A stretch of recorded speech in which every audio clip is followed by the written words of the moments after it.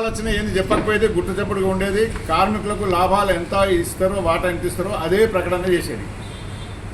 కానీ ఈ ప్రభుత్వం ముఖ్యమంత్రి రేవంత్ రెడ్డి గారు, బట్టి విక్రమార్క గారు, చైర్మన్ ముగ్గురు కలిసి ఓపెన్గా డిక్లేర్ చేసింది. వెనక బెంచ్లో గుర్తింపు సంఘం నాయకులు కూర్చున్నారు, గెలిచిన సంఘాల నాయకులు కూర్చున్నారు. నోరు విప్పలే, సప్పట్లు కొట్టారు, సర్టిఫికేట్ ఇచ్చిన వాళ్ళకు. Yes, okay.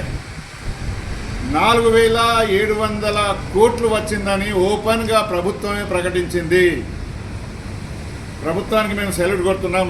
గుర్తు చప్పుకు దాచిపెట్టకుండా ప్రకటన చేసినందుకు ముఖ్యమంత్రి రేవంత్ రెడ్డి గారికి, డిప్యూటీ ముఖ్యమంత్రి బట్టి విక్రమార్క గారికి, అట్లనే బలరాం నాయక్ గారికి. వెనక బెంచ్లో కూర్చున్న గుర్తింపు సంఘాల నాయకులు మేనేజ్మెంట్తో ఆర్గ్యుమెంట్ చేయాలి. 4900 కోట్ల మీద 33% మాకు ఇవ్వండి అని కొట్లాడాలి. చేత కాకపోతే మాలాంటి వాళ్ళకి పిలవాలి. మేము మనతో కొట్లాడేది, కార్మికుల దగ్గర పోయేది, సాధించుకునే వాళ్ళం.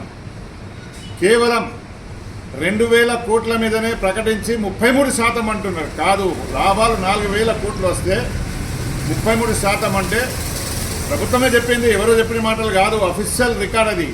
చేస్తే 33% అంటే 1600 కోట్ల రూపాయలు కార్మికునికి పంచిపెట్టాలి.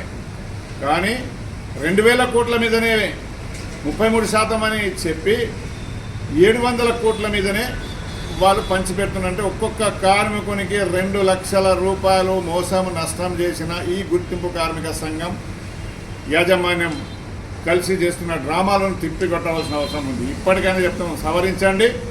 4000 ప్రభుత్వం చెప్పినట్టు 4000 కోట్ల మీద 33% అంటే 1600 కోట్ల పైచిలుకు వస్తుంది. దాని మీద ప్రకటన చేయండి, కార్మికులకు పైసలు ఇవ్వండి అని హెచ్ఎంఎస్ పరంగా ఓపెన్గా మేము డిమాండ్ చేస్తున్నాం.